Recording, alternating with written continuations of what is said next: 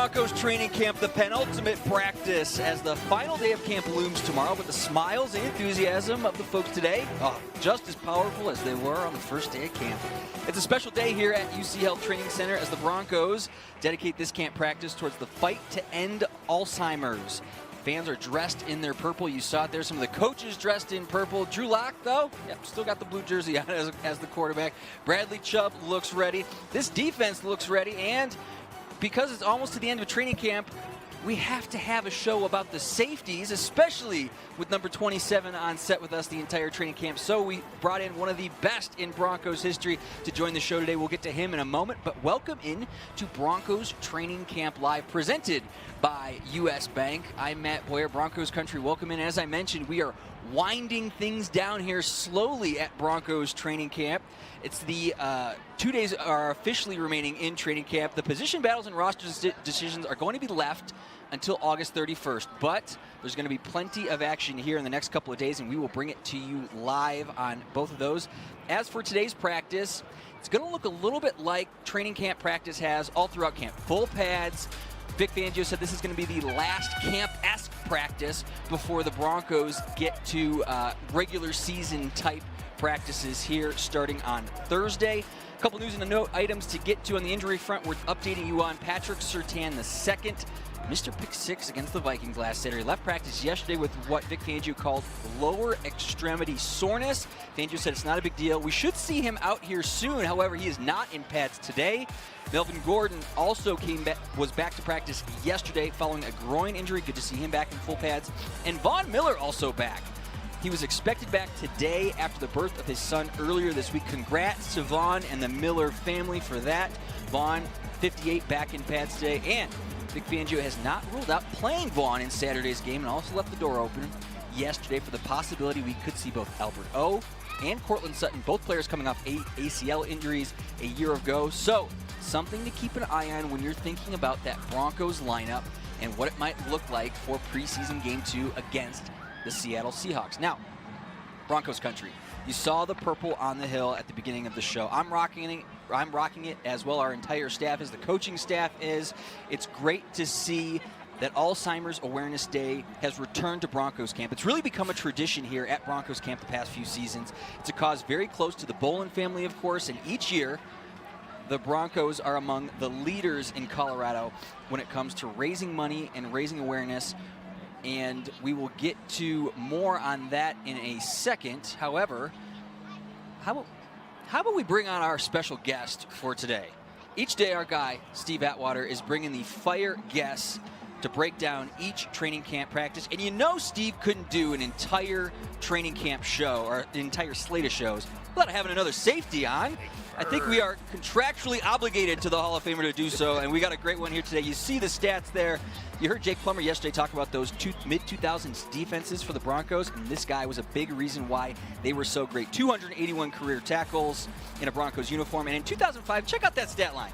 5 interceptions, 8 PBUs, 80 tackles. Nick Ferguson, how were you not the leader in interceptions that year? A safety getting 5 INTs. There's some guy by the name of Champ Bailey who beat you out that year. Well, yeah, I'm still a little bothered by that because I figured that's another word I think you're thinking about. Well, yeah, but that was the year that I figured that I would kind of get my Pro Bowl nod. Yes. And I remember going into the meeting room, I was so anxious, and Dominique Foxworth and Hamza Abdul, they were just rubbing my shoulders like I was a boxer, like, okay, this is it. This is your time. And I'm like, yeah, this is going to happen. And Coach Shanahan goes in front of the room, and he goes through the entire list, and my name isn't on it. So I walk out of the room really deflated, but something cool happened. John Lynch walked over to me and he said, listen, I told Mike Shanahan you should have been one of those guys. And I was just like, man, so happy that John recognized that I should have been in that mix. But, I mean, great season, great team, great organization, man. So I'm glad to be here with you guys. Well, you saw the photo that we used. You had a Hall of Fame blocker on that interception return in Dallas. You had 47 lead blocking out there for you on the return. Well, you know what? I wish that we always look back at our plays and say, well, what kind of plays would we have back? That particular play was a game that I wish I would have used better vision to cut back inside and take it for a pick 6, because Champ Bailey did something in that game that normal corners can't do. And I think Patrick Surtain has this ability. He was playing deep third and picked off a pass in the flat. So that's great vision, great speed, and anticipation. So, you know, for me, that Dallas game was great, but I wish I could have taken it back for a touchdown.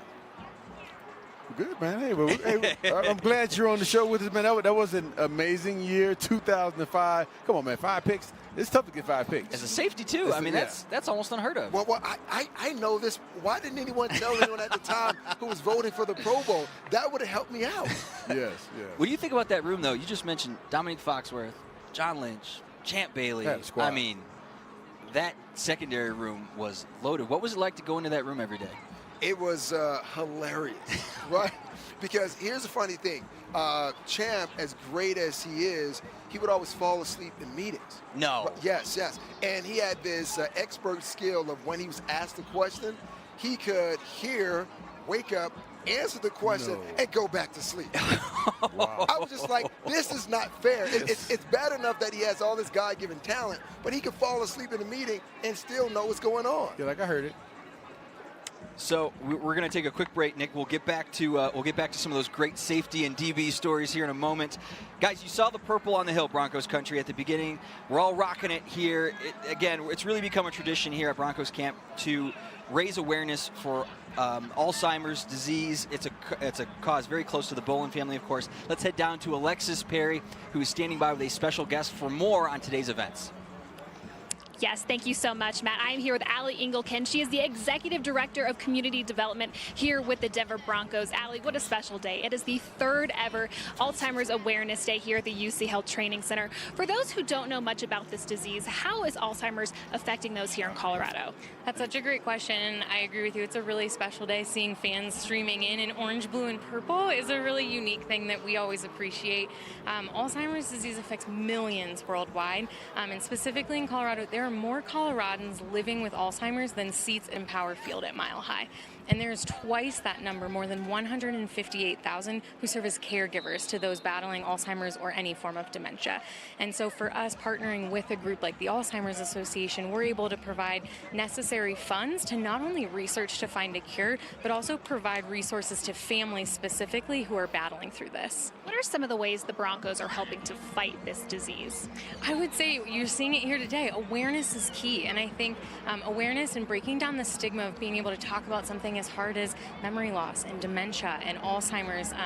One of my favorite stories that the Alzheimer's Association shares with me is that when Mr. Bolin shared his disease, they had calls that day of individuals that said, well, if Mr. B can talk about this, I can talk about this. And that's moving. Like, that's impactful in a way that you can't get awareness like that anywhere else. And so we're continuing on in that tradition with the Bolin family here.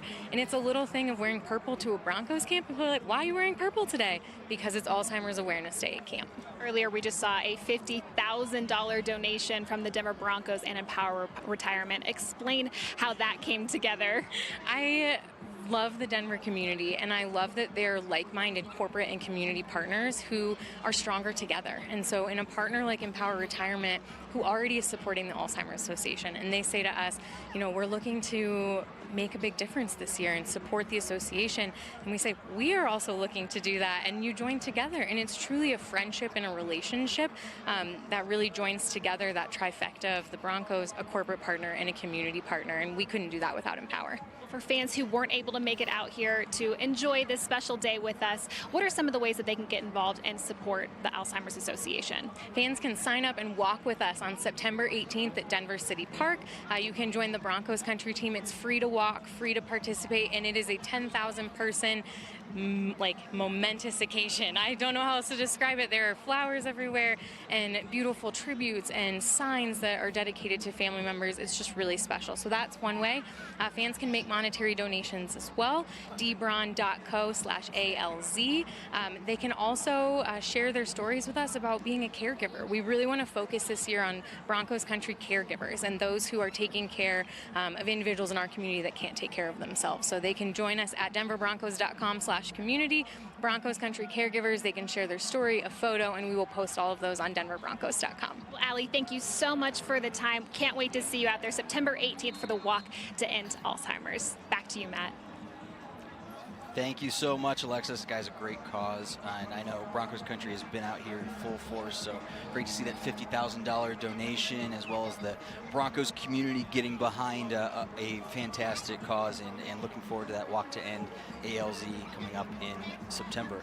Getting back to the field now, as far as practice, as I mentioned, we've got 2 great safeties up here.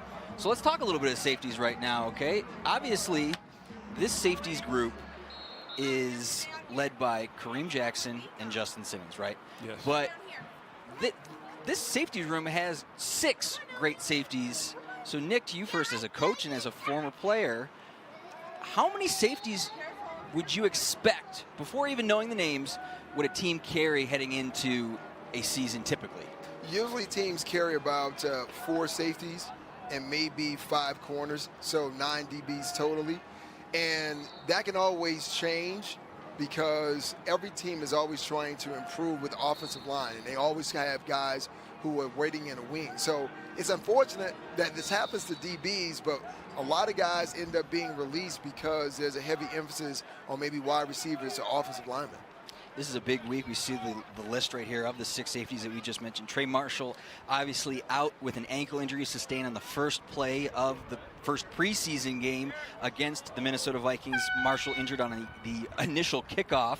So what kind of opportunity do these guys have now, Nick and Steve, guys like Caden Stearns, Jamar Johnson, to maybe make a roster spot, make a name for themselves this week? Yeah, well, I think Caden Stearns, showed that he can play at this level in the game, separating the receiver from the ball on a big play, preventing a touchdown. Jamar Johnson, I haven't seen enough of him yet. I know he had a good career there at Indiana. I'd like to see more of him, hopefully this week against the Seattle Seahawks. But we already know Justin Simmons, K-Jack, those 2 guys are locks, 2 of the best safety, probably the best safety tandem in the game right now. I think the younger guys are lucky that they can be in the same room with those guys and absorb what they do on a daily basis. As a coach, Nick, what kind of luxury does a DB room have, having Kareem Jackson and Justin Simmons kind of at the top, leading that room every single day when it comes to those younger safeties? You had some great DBs in your room. We just talked about them. What does that do for the room, having veterans like that? Well, you have 2 guys who've been in this defense for a while, so that knowledge that they have and the experience comes in really handy. For young guys, you're just trying to find a way and understand this game. And Steve talked about Jamar Johnson and Caden Stearns. I definitely agree with him. I really haven't seen that much from Jamar, but Caden has really stepped it up really big. So when Caden first arrived here, he was just eager to come out, eager to learn, and just kind of see how he fits in this defense. But I think the Broncos are in a good position. Let's just say right now, K-Jack is on an expiring contract. If they're not able to work things out for him, then now you have Simmons and Caden Stearns who now step into that role. But as far as this year is concerned, that veteran experience, man, that is something you definitely need in the secondary. Yeah, we see the defensive lineman there doing warm-up drills there. I've got big Mike Purcell, Shamar Stevens. Man, that guy, he's a man. And I thought he played really well in the game, too. I saw him just push a guy into the backfield, one of those big, strong offensive linemen. That's an area that I think people may be sleeping on. Our defensive line, we got some depth, and we have some really good quality players. Well, I'll say this bringing Shelby Harris back, I think that was a big offseason move for George Payton. And you can see his influence across the defensive line, because we know Shelby to be a guy, to be a disruptor, always batting balls down. And it just seems as though, and I don't know this, I'm just speculating, I'm thinking that maybe there was some kind of agreement or bet made in a D-line room to see is who can bat down the most balls. Yeah. Because everyone's kind of got into the mix, and I see guys batting balls down, trying to catch them and take them back for 6 points. So John Williams got one of those last year, didn't he? Yes, he did. And that's infectious, and that's what you want on a defensive line that you expecting a lot out of this season. Is there, when you guys played, there weren't any agreements as far as interceptions or batted balls, were there? What? In our DB room? Yeah. Yes, of course. I mean, because course. it was strange because Champ would win every single thing. Right. So it got to a certain point. It's just like, are we doing this again? We donate money to Champ. Yeah, that's exactly what we're doing. We're just giving him gas money. But it was something that made our room, that much better and build the cohesiveness because there was always something on the line. We know that we were getting paid by the organization to do a job. But when you have those kind of agreements as far as, hey, I'm going to go out and play better than you, it made our defense that much better. Oh, wow. Yeah, we never really did that in terms of, betting and paying guys. We paid some other people to do some stuff. Wait a minute. Is this confessions from one Steve Atwater? I mean, this is not a big deal. But Steve, Gold Jacket Confessions is our next show coming up. Now, this has nothing to do with us on the field, but it was a snowy day, and one of our trainers, Jim Keller, man, we like, all right, Jimbo, if you go out there with no coat on, like we put a whole bunch. I put like $300 in. People put in I think Jimbo probably made $3,000-$4,000 that day. But he was out for the whole practice with just his shorts and a T-shirt on, and it was freezing out there. I don't know how he did it, but he made some good money. Steve, if you want me to do a Broncos weekend out here in the snow, and are willing to front some money for it, I'm game. I'm just throwing it out there. Wait, we ask the guys, man. I'm sure the pot that'll probably be $3 million today. I would love to see it. See, that's where the competitiveness comes in from. You always have to challenge everyone around you, man. So, hey, Steve, I'll put something in on that one too. There we go. Yeah, look at Jerry Jeudy. His potential is just amazing. I'm so anxious to see, once the regular season starts, him be able to really show what he can do. I know he was drafted here as a first-rounder superstar player out of Alabama.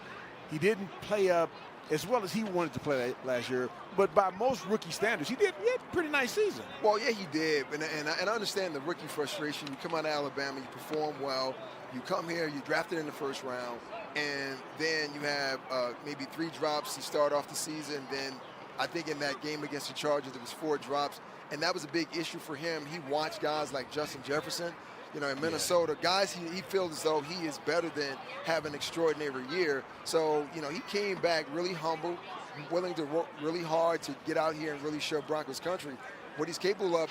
And I guess the most impressive thing for me, for a guy who received a lot of criticism about drops, he didn't really drop any balls in training camp. Not a single one. So he to me, came back as a guy that's really committed to show why he was taken in the first round.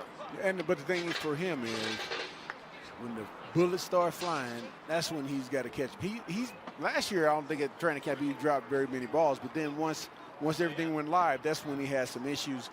I think he's got that out of his system, and he's ready to hey, you catch it, you're gonna pay the price for it. Well, yeah, that's the one thing about Jerry Jeudy and why I'm so excited about this wide receiver room. They're very talented, and it's about, and you know this as a guy that's played in this league for a long time, run after catch. Yeah. Putting the ball in the hands of your players. It's almost like that Mike Shanahan, West Coast, Bill Walsh offense. Put the ball in the hand of your playmakers and allow them to make plays for you. And the Broncos have so many talented wide receivers, and that's going to be a room come cut down time. I'm going to try to see which guys actually making it. And I'm hoping Trinity Benson is definitely one of those guys.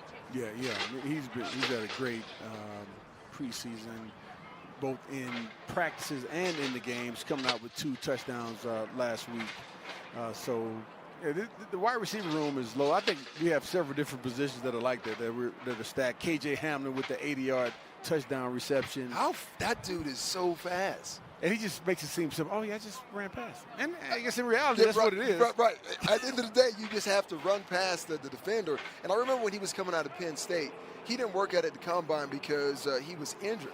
And had he worked out, I believe he might have had the fastest time for a wide receiver had he worked out. But that type of speed, man, it is real scary. Kansas City has that speed with Tyreek Hill, but KJ Hamler could be our version of Tyreek Hill. Now, when you look at all of the receivers on this roster, Tim Patrick,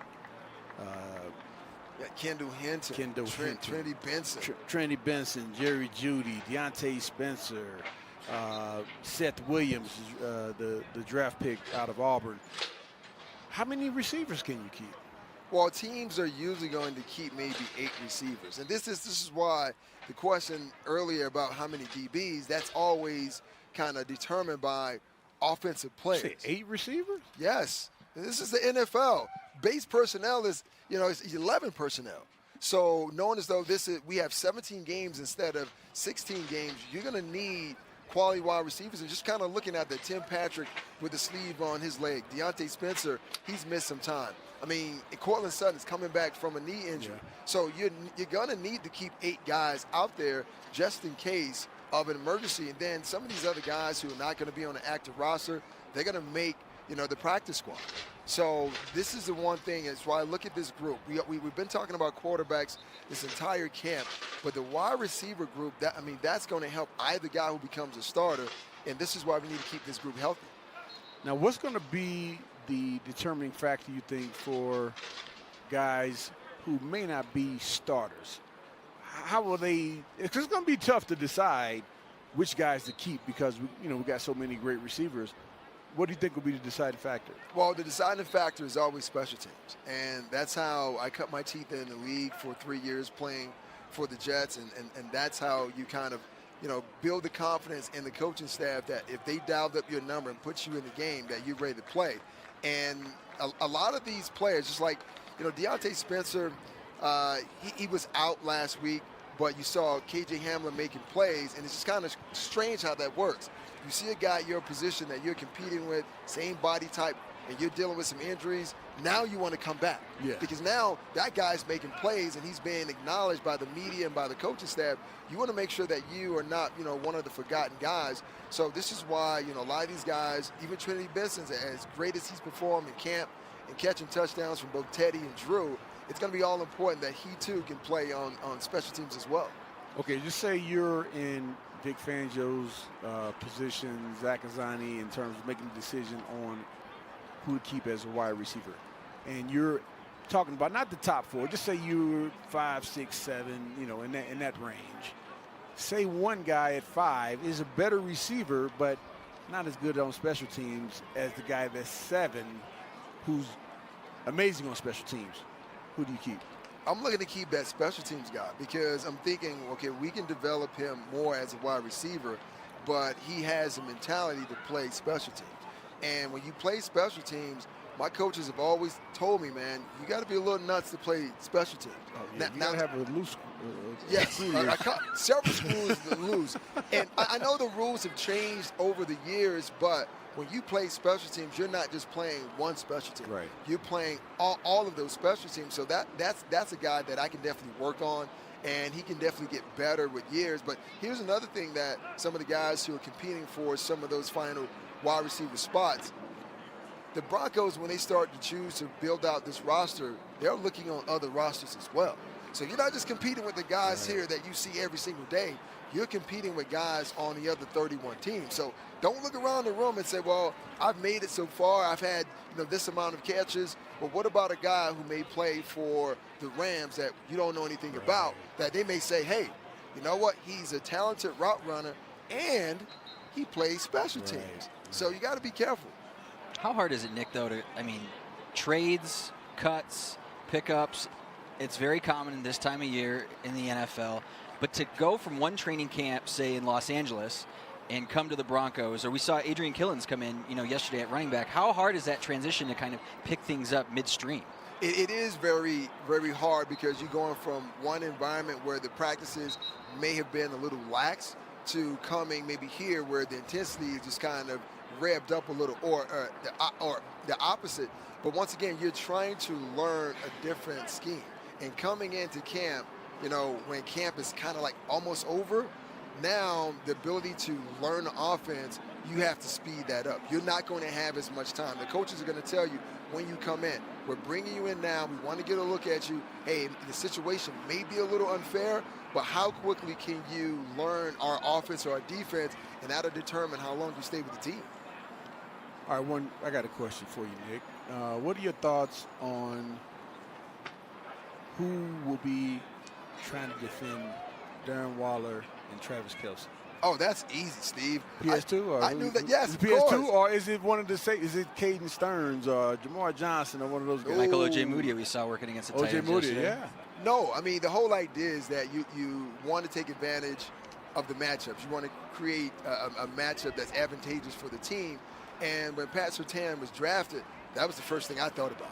I didn't think about him playing corner or nickel or dime. I was like, he was brought in to stop Travis Kelce because, let's be totally honest, no one has been able to stop him, even Justin Simmons. I mean, you put a corner on him, he's too big. He uses his size. But when you look at the skill set and just kind of just physically what PS2 actually brings, he has the size, the speed. It was on full display against Minnesota on that pick 6. And I have to tell you guys, this may be a little premature.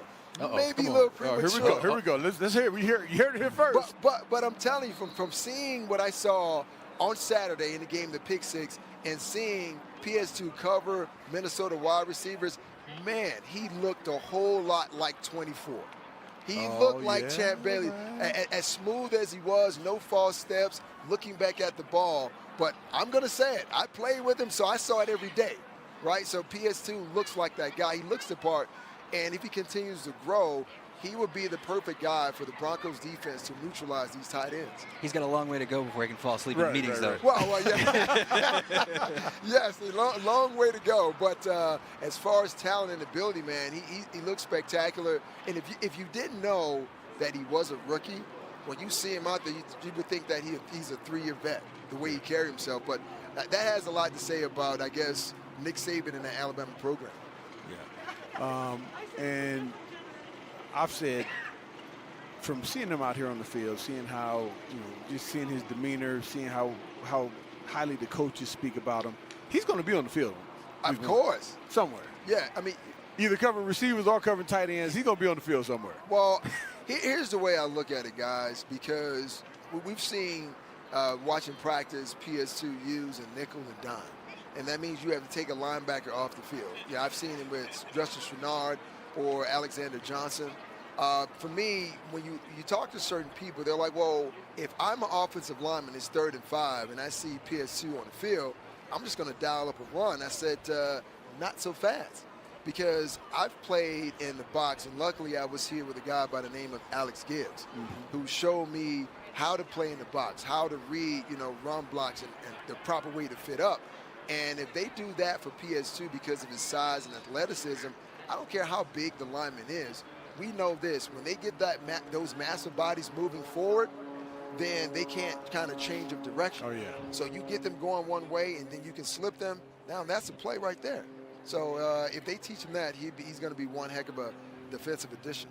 We just talked about one of the all-time greats in Champ Bailey. And speaking of one of the all-time great defensive backs, of course, we've got the new Hall of Famer here on our set, number 27. And if you paid attention last night during our brand new show, Broncos Country Connected, you saw a little bit of a tease as to what we've got coming. Some very special programming that is debuting later today about the Broncos legend. Let's head down to Alexis Perry.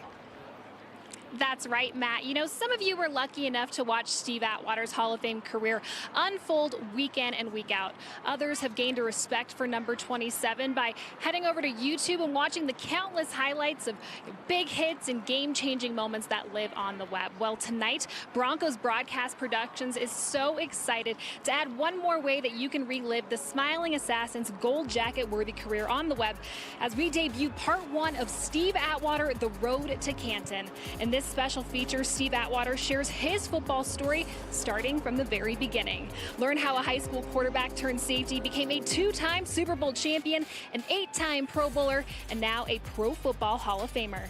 In addition to Steve, hear from his family, former teammates such as Dennis Smith, Terrell Davis, and Rod Smith, former coaches like Mike Shanahan and Wade Phillips, and so many others who watched Steve's career up close. Steve Atwater, The Road to Canton, debuting tonight at 7 o'clock Mountain Time on DenverBroncos.com, the Broncos YouTube channel, and the Broncos app on your connected TV device. Matt, we'll send it back up to you. I will be tuned in at 7 p.m., Alexis. I will Steve? be too, and I don't have any idea what this whole compilation They didn't is give you look final like. cut? They didn't give you director's no, cut? Man, Oh, I man. haven't seen anything. It's going to be a big surprise. Nick, what was it like to see 27 go into the Hall of Fame a couple weeks ago? Well, it was great because, For me, this is great sitting next to Steve. I don't really show it, but it's easy for me to fanboy with Steve just a little because I mean, he is so humble. But for me, as a guy that watched him play and wanted to kind of mimic everything that he did on the field and bring that physicality and leadership to a team, it's great to see that Steve finally received the validation that he deserved for so many years. So it's great that he's in. And I guess when I speak of him now, I just can't call him the great Steve Atwater. Now I have to put respect on his name and say the Pro Football Hall of Famer Steve Atwater. No. Yes. We don't give out. I'm not gonna answer all we that. don't give out. Listen, in football, Steve, we don't give out JDs. We don't give out MDs. There's no doctoral certificates out here. If you go into the Hall of Famer, you can put that PFOF on your No, it's PFHOF, excuse me, on your Hall of Fame certificate there. Yeah, I could definitely add that to the resume. It look nice on the resume, but yeah, you guys know, man, how I am. I feel like, in a team sport, so many things have to go right to, be able to make it to that level. And I was fortunate to have, not probably 90% of the things go right that had to go right to help me get there. In addition to, me going out trying to be physical. But see, once again, this is Steve being very humble. No, I'm serious. Right. We're going to embarrass Steve today, aren't we? Well, of course. No. And naturally, yes, I'm going to see if I can make him blush at some point, because I don't expect Steve to really talk about himself in that way. That's why, there are people like me and other guys that he is influenced that have played this game that can speak volumes to the person he is on the field, but definitely the man that he's off the field. All right, Drew Lock there, man. You're looking really good. There it is, Steve. We'll let you off the hook. Nice transition. Yeah, Drew Lock, man. I like what I saw with Drew Lock in the game. Yesterday's practice, we all agree, yesterday's practice wasn't the best practice for any of the quarterbacks. Maybe one or two of the receivers had good practices. There were some drops and overthrows, wildly overthrown balls yesterday. So today probably be much better. Well, yeah, I'm hoping that it is, and I try not to overreact to a practice because I've been a player before. I mean, you play a game on Saturday, you have Monday off, Tuesday you have a walkthrough, which essentially is like another off day, and then that third day you come back, it's hot, you put pads on. I mean, every player has had a point in practice where he became a little complacent, but I was satisfied with what I saw from, Drew Lock, 5 of 7, the big long pass to, KJ Hamler to display his arm and show what he can actually do. And, Drew is definitely coming along. There's some obvious things that he definitely needs to improve on, but he started to go through his progressions, which I thought last year was a huge issue for him as he was trying to learn Sherman's offense. But I was happy about what I saw, but you know how this game is. You can't rest on your laurels. You want to be the starting quarterback. It's all about consistency, so it starts with today and how both quarterbacks pick things up. I played quarterback in high school. I wasn't too good. I got intercepted a lot, and that's how I wound up at safety because I wouldn't have made the tackle. And I was upset at the guy for intercepting my passes. But with Drew Lock, it seemed to me like last year, one of his problems was when he would go through the progression, he'd see the first read open, but he wouldn't take that first read. And then he'd go through the other ones, and it's like, oh, man, now nobody's open. Right. And then he'd have to pull it down and run or try to force it somewhere. Whereas now it seems like, and that may be something that he's learned from Teddy, if you got that first read, hit it right there. Take that first read. What do you think about that? Because like I said, I don't know what quarterbacking at this level is like. Is that something real? Well, no, it is definitely something real. This is why You're safety too, though. You ain't playing quarterback. Well, no, I didn't. no, I didn't. I played quarterback in sandlot football, but that's the extent of my experience as a quarterback. But being a defender, I mean, I look at a game from that standpoint. And you're absolutely right. And this is why I felt, though, it was all important that Teddy Bridgewater came here as a quarterback. Everyone has their interpretation as far as what he is, mild, calm, Teddy, just kind of even keel. But I feel, Drew needed that. I mean, for his entire career, he's always been told, how strong his arm is. Right. And a lot of quarterbacks, they hear that and they just work on being a great arm talent, and they don't work on any of the other fundamentals. And having Teddy here showing him how to do it, because Teddy said it himself, after injuring his leg in Minnesota, it really humbled him as a player. Being around Drew Brees to see, what consistency was like for him. So having Teddy here, that's the same thing that, that relationship between Drew and Teddy can actually build. But once again, the improvement and the maturation process for Drew Lock starts right there. If you see something, can you take it? Because you've been told that you had a strong arm, you want the explosive play. Yeah. Sometimes it doesn't call for that. Just show that you can get 10 yards, move the ball down the field, collect the first down, and keep the defense on the side. This is where he needs to improve. Yeah, and that opens up the big plays. Absolutely. Because now guys are, oh, man, he's going to throw the short pass again. I got to bait up. I want to stop this guy from getting a 7-yard gain. And then, whoop. And that is, and playing for Coach Shanahan, it was one of those things where, they use one play to set up another play. And right there's Justin Simmons, making a good play on the ball. But once again, this is how great this team is, and they can't just kind of rest on the laurels, say we did a great job against Minnesota, everything is good, rolling into the first game of the season. No, you have to go out every single day and improve. And something Teddy said that I thought was really prolific. And Jake told me this on the side here when I was on the berm talking to him yesterday. You want to try to make certain throws in practice, even if they are intercepted. Well, what kind of throws I can and I cannot make. So every interception is not always a bad interception. You don't want to see them, but do you learn from those type of plays in practice? Hey, but I don't know about that, Nick. I mean, because if you throw in interceptions in practice, do the coaches say, well, man, he made a bad read there, or he threw it into double coverage, Now, if it's not his fault, yes. If the receiver ran the wrong route or did something like that, that's one thing. But if he threw the ball into double coverage or something, that's not good. That's not good for No, it's not. And as a coach, you would say, well, we cannot make that particular throw, and we would like for you to maybe take the check down, take another route. But the quarterback may say, well, listen, I saw it open. The window was free. I thought I could squeeze it in there. And that's, once again, this is why coaches get paid to coach. Now you can tell them, hey, I understand what you were thinking, but if you're going to make that throw, you need to throw it 2 to 3 seconds earlier, not once the defender start to close. Yeah. When it comes to the quarterback battle, Nick, we heard Coach Vic Fangio saying earlier this week, he could name a starter on next Monday if the quarterback battle ends itself this weekend.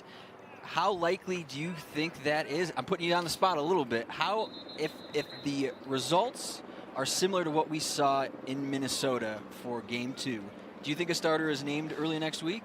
No, because what you're presenting is both players playing well, right? So you need to have a definitive game where one is separating themselves from the other. And you have to figure in the game against Seattle this weekend, I mean, Teddy's going to get the start, so he's going to see the starters. Drew's going to see the backups. And for me, when I look at the situation, Coach Fangio wants a quarterback that he can believe in, a guy that's consistent. Could that be Teddy? I don't know. I think the hope is that Drew Lock can take that next step and show that he can stack games. Look at what he did against Minnesota and now come back and say, well, I can be better. Because, I mean, you start out with the Giants, and then after that, you get the Jags, you get the Jets, and then you really get into the teeth of your schedule. You're playing Baltimore and you're playing Pittsburgh. Consistency is something that's going to be needed. So I don't think that this quarterback decision or competition will be decided this Saturday. Yeah, and I don't know that we can get a good feel for who's the better quarterback playing in the preseason.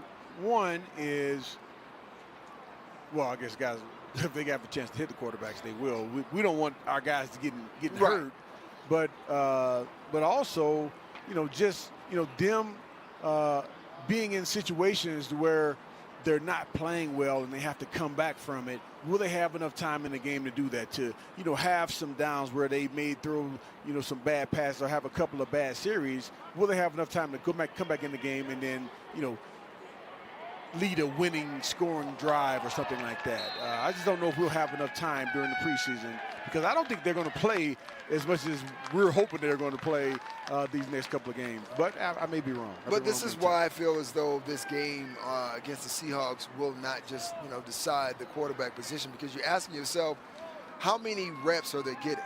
I mean, I think last game, Drew had 3 series. He had 20 snaps, yes. Teddy had 19. Yes, so you say, okay, were they even? And Teddy having only 2 series, could he have done more and added more from a stat standpoint if he played another series?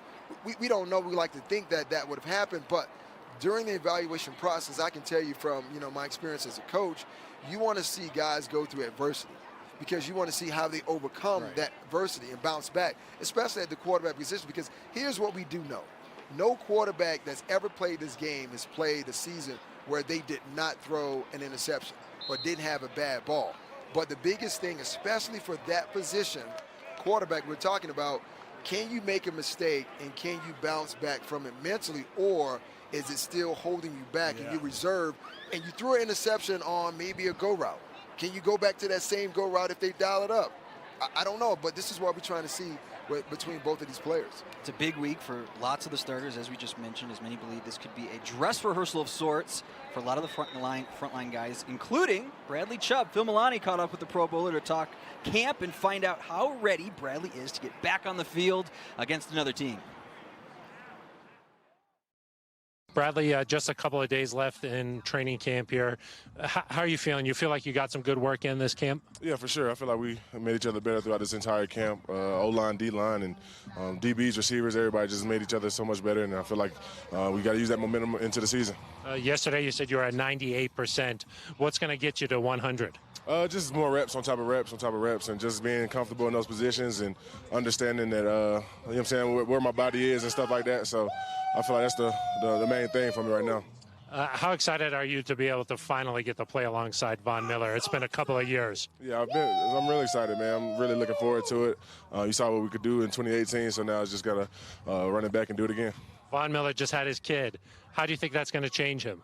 I don't think it's going to change him much, but he's still going to be that fun-loving guy and all that, but he's just going to have that fatherhood to him, so it's going to be fun. He's probably going to pull out that dad strength on some of these offensive tackles, so it's going to be cool to see. Who's the godfather, you or Brandon McManus?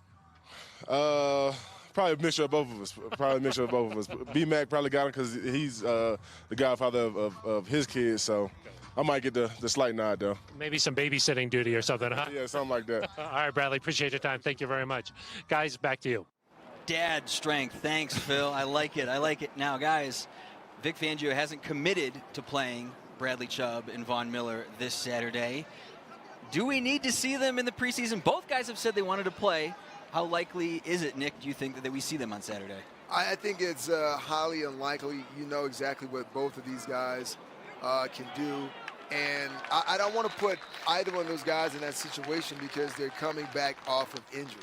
And with 17 games, you want to make sure that those two guys, your bookend pass rushers, that they're healthy. And knowing as though when you look at this roster, the group that concerns me the most based on depth is outside pass rushers. So you want to see Derek Tusker. I mean, Pitter came in, and Pitter was with us in San Francisco, so I'm quite familiar with him. So this is an opportunity to give a lot of those young guys quality time because you might need them in a 17-game season, and you want to make sure that they're ready to go. Did you need preseason games? This has been a hotly contested topic between Steve Atwater and his guests. How many preseason games did you need when you were a player to get yourself ready? Just, you can say 0. That's fine too. No. I'm going to be honest. I needed 2. Okay. Because that first preseason game, you probably played maybe around 20 plays, and it was all important. That kind of third preseason game where you play, a half and you come out after halftime, just kind of get into that routine. For me, after that game right there, I was ready to go. Yeah, but I'll tell you, that first game, even the first preseason game, your lungs are done. Yeah, they're fried. They're fried. If you're trying to play a half or something, and it's nothing like the game because you're so the adrenaline is so high. Nice interception, second interception today, Justin Simmons there. But your adrenaline is just so high when you're out there on the field at the start of the season. It's nothing like practice, especially.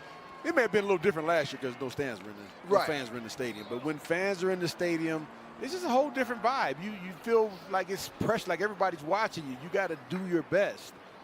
I'll say this, the thing that made it different, and Steve, you touched on it, just the conditioning part of it, because in practice, there's not an active clock that's going. You're not running from play to play, right? Usually you have a chance to walk from drill to drill or whatever.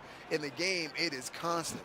I mean, if you're on defense, and then like me, I played special teams my entire 10-year career, so I would have to go from stopping a team on third down, and then now, I'm on, punt return, right? Or running down on kickoff, knowing as though, hey, soon as someone makes the tackle, if I make the tackle, now I'm up on defense.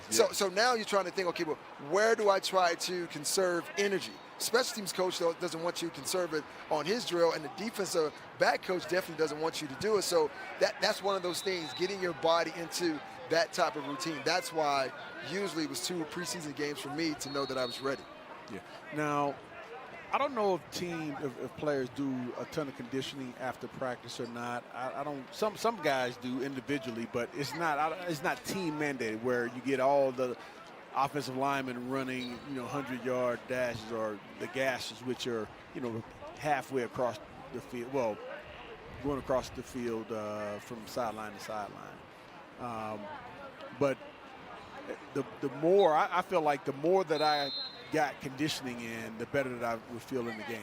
No, without a doubt. And that's kind of the benefit of playing here in this high altitude, because when we would go down to teams that were at sea level or below sea level, I would never get tired. I remember playing a game against the Saints, and I was running around. I was like, man, whatever this is, we need to put it in a bottle, and I need to drink it every single game, because I never got tired. And there's a famous line that Vince Lombardi said, and I've always remembered that. It says that fatigue makes cowards of us all.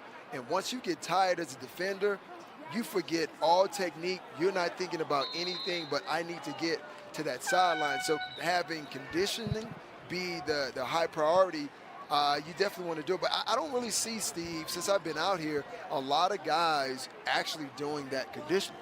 And, playing for Mike Shanahan, we never really did a lot of pursuit drills. He was just like, well, you get your conditioning in practice. So that's why I would run. Like, say the ball is away from me, I'm going to sprint to that other side to get my conditioning in. My teammates used to be like, man, why are you doing all that running? I'm like, I'm running now, so once I get in the game, it's not a shock to my body. Right, and that's what I believe it takes for defenses to be great, is 11 guys going until that whistle's blowing. Just all out to the ball, man, and good things happen. Fumbles, strips, all kinds of good stuff happens for the defense. Well, I'll tell you this. We used to kind of incentivize kind of game tackling. And how did you do that? Well, I'm glad you asked, because don't get him in trouble, Steve. No, it's is this not, up for off camera? No. It's nothing, financially, but it was when you're in a position to make a tackle as a D lineman, linebacker, or corner, and you know that I'm coming from 12 to 14 yards, the incentive was either you get the guy on the ground or we're going to hit you too. Right? So that builds a sense of urgency. And I would always tell people, like, you really didn't have to worry about me all the time. The person you really had to worry about was 47. Yes. That was the guy that you had to worry about. But it helped so much that it made our defense a top 5 kind of run defense in the league at the time. But that's how you incentivize. Either you're going to make the tackle, or you're going to play, you're going to make the tackle, you're going to get out the way. And it reminds me of something that Ronnie Lott said in an interview once. He said, when in doubt, hit everyone. So I was like, well, Ronnie Lott said it, so I might as well go ahead and adopt it, and that's what we did. This is friendly fire. You're not trying to hit your own guy, but that happens sometimes. I believe it was Dennis Smith who told us in an interview on Broncos Weekend, Steve, that the hardest hit he ever took was from his teammate Ronnie Lott. Oh yeah, I believe it. We've had collisions with Dennis and I, not so much, but me and Carl Mecklenburg. Well, you had one in the Super Bowl. Fletcher. Oh yeah, Randy Hilliard. Yeah. That was good. Yes. For either of us. No. Oh man. All right, Broncos country, if you are like me, you've been glued to the action taking place here at training camp, which means you should also be glued to our new show, Broncos Country Connected. That debuted last night on Denver 7. With these two great reporters here, let's head down to Alexis Perry and Broncos insider Troy Rank for more on the show and on camp. Great show last night, Alexis. Oh, thanks, Matt. Appreciate that. Yeah, we are having a blast working together on Broncos Country Connected. If you tuned in last night, then you heard Troy. Troy, you said that Teddy Bridgewater, in your mind, has had the slight edge all throughout training camp. And even after Saturday's preseason win over the Vikings, you think Teddy still has the leg up. Why is that? Well, I thought because of his ability to manage the game, his veteran experience, and the need to get off to a fast start in September, it gave him a slight bump. But Drew Lock played so well against the Vikings, it certainly brought him back closer to even with Teddy. I think Teddy needs to have a strong showing. The last 2 days of practice have been a little clunky, so I do think he needs to play well at Seattle to finish this off, but Drew's made it a lot more interesting with his last few days. What do you need to see from Drew Lock in Seattle in order to flip those quarterbacks in your mind? Well, it's just consistency with Drew. We all know he's going to have the splash plays. He had the 80-yarder to KJ Hamler. That's what Drew's capable of doing. Can he manage the game? Can he take care of the ball and take chances, Alexis? If he can do that, his upside is higher than Teddy's.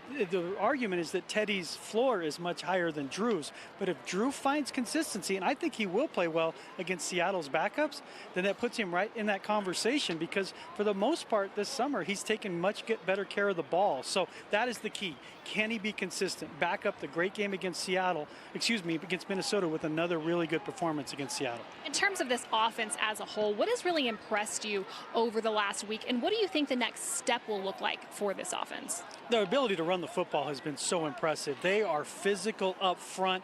You know, Javonte Williams showed that. Royce Freeman, I think, made the team, unfortunately, with Mike Boone's injury. But they are going to be a team, in my mind, that establishes a physical identity and uses the play action. And that's what I've been most impressed with from the first part of camp through now, is you're going to have Melvin Gordon, Javonte Williams, and they are going to get after it up front physically and establish the ground game. I expect them to be a top 10 rushing team at the end of the season, and the entire offense will spin off of that.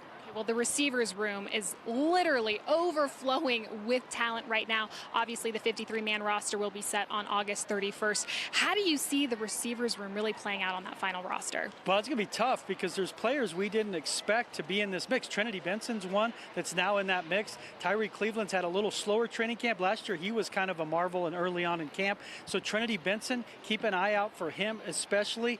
And that's a guy that all he does is score touchdowns. So can he get one of those last roster spots? And remember, when we look at the last roster spots with a Kendall Hinton, a Trinity Benson, it really does come down to special teams. You have to be able to be versatile. So that's why, can Benson find a way on kick or punt return or even a coverage unit? If he does, he could be the sleeper that we weren't thinking about before camp began. But there is a lot of competition, as you mentioned. Seth Williams is another one, the kid from Auburn. Right there, there's going to be one of those guys is going to get cut that's a really good football player, but that's a credit to your team and your roster that you're getting better, that you're losing good football players. Who's your bubble guy on the defensive side of the ball? I think Jonathan Cooper's looked really good throughout camp. Yeah, I mean, Marquise Spencer, the 7th-round choice, I mean, can he find a way to squeeze onto the roster? It's going to be tough because of the depth now that Mike Purcell's back and healthy, and, you know, Stefan has played really well early. But Cooper, I think he's made it. So it's put Derek Tuska on the bubble right there because of the fact that when camp started, Tuska was ahead of Cooper. Cooper would not have been a 7th round if it were not for the heart surgeries. I've talked to the people at the Senior Bowl, and they said they saw him as a 3rd to 5th rounder, and it was really because of the EKG and the heart issue.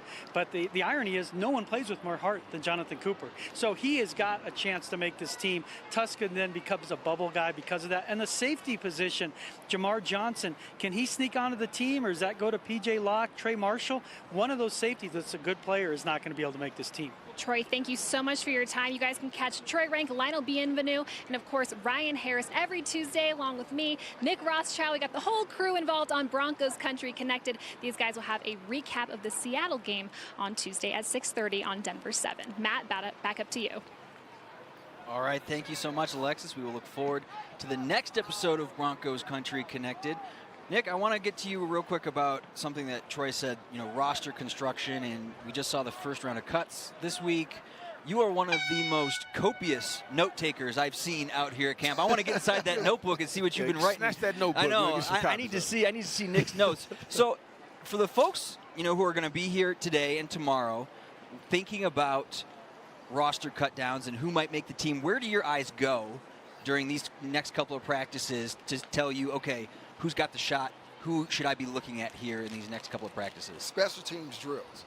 And I know most of the times when we get out of 707 or team run and special teams are on the field, most fans probably check out, go grab some water, go to the bathroom. But that's where the core and the foundation of your team is pretty much made. Those are the guys who are going to be maybe the bubble guys on the third team or 14 wide receiver DBs that you're going to kind of build out your special teams unit. And just be totally honest, I mean, the special teams unit over the past couple of seasons hasn't been great for Coach McMahon. And he needs speed and athleticism, but more importantly, when you play on special teams, that's a want to. That's how you earn your stripes. That's how you cut your teeth, to tell coaches, hey, if you need another DB, I'm your guy, because you've shown that you have the ability to run down the field, sacrifice your body, let's call it what it is, and make a play. And anytime a player's on special teams and he's performing well, that means there is a certain commitment to the game that you definitely need. So every time you're out here watching practice, when you're watching the Saturday preseason game against Seattle, yeah, we're going to watch offense, we're going to watch defense, but watch the guys showing up on special teams. That's a good point, Nick, because the guys who are on special teams are guys who the coaches have confidence in, and they feel like, hey, they're going to be here, and they don't want to have to switch up all the special teams units with the final cut downs. Right. So, yeah, you can kind of get some clues. Guys who are on the punt team, guys who are on the kickoff team, and those are the players who the coaches like. Well, that is all important, that you just go out and show that you can just go out and perform the way the coaches want you to perform, because you got to keep this in mind. I mean, these guys have been with the Broncos for the past 3 months, going through strength and conditioning, OTAs, mini camps, all of those things, and you're hoping that you make the Broncos roster. The thing that can actually save them if they kind of took on this type of mentality, the mentality that I really don't care what happens, because when you don't care, you cut it loose. Yeah. You're not really thinking. And that's the worst thing you can do as a player. You're trying to make plays and think at the same time. But always keep this in the back of your mind. There are 32 teams in the NFL. You're on the Broncos roster right now. Someone else can see you flash and say, you know what? We need an extra DB, a lineman, and you may be plucked from the Broncos roster. You just saw Garrett Bowles there. He's flashed. He flashed all last year and had a great year being a Pro Bowler. Just recently named one of the top 100 players in the NFL. Great for him. Oh, man, yes. And I've always liked Garrett Bowles. I know everybody was talking stuff back when he was having some of the holding issues, but I think he's a great leader. A lot of people may not see him that way, but if you talk to him and you listen to him talk, you hear how passionate he is about protecting the quarterback and his teammates, how much he cares about everybody on his team. This guy's a leader, and I'm happy that they rewarded him. He's going to be here for a long time, and he's durable. The best ability is what? Availability. As Steve Atwater likes to say, you can't make the club from the tub. All right, as we wrap up our coverage here at UC Health Training Center on day 16, again, just today and tomorrow left officially for training camp. Final cuts for the 53-man roster won't be official until August 31st. I want to get a final thought from you, Nick. Just what are you going to be looking at here in the next, couple of days as officially training camp wraps up? Well, some of the guys who didn't really have a lot of reps, I want to see how they improve in practice.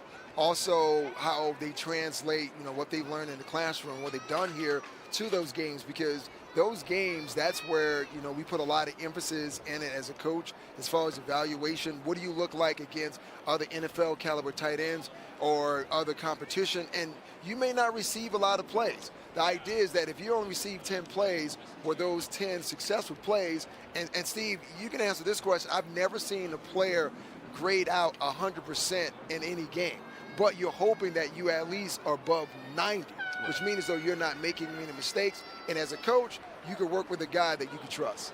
Yeah, in addition to that, hey, just the hustle factor. Yeah. You can't have any lows out here at any point, especially if you're a person that's on the bubble. You got to be out here giving it 110%. One of the things I like to see is Albert O ready to go, and we're not going to know that. We don't even know if he's That's your guy, Steve. Oh, I love Albert O. He ain't Noah Fant. Don't get me wrong. I'm not. No, of course not. I love Noah Fant as well. Also want to see Baron Browning. I think he's been playing inside linebacker. He can really help us. I thought when we drafted him, he would be competing for one of those starting positions right now. But as it is, I don't think so. I think Josie Jewell, Alexander Johnson, they're set there to be the starters, at least for the start of the season. And we'll see how Baron Browning, if he's able to make significant impact and crack the starting lineup at some point during the season. Guy who's always cracking our starting lineup when it comes to these shows is Nick Ferguson, and we appreciate Nick you Ferg, for coming on. Thank you, baby. The show. Where can folks find you, reach out on social media and the like in the coming weeks and days here? Well, you can find me on Twitter, Instagram, or as the millennials call it, the Gram or IG. It's at Nick Ferguson _25, and you can catch me every night from 7 to 10 on the Nick and Cecil Show. Where'd you get those purple shoes from? I like those.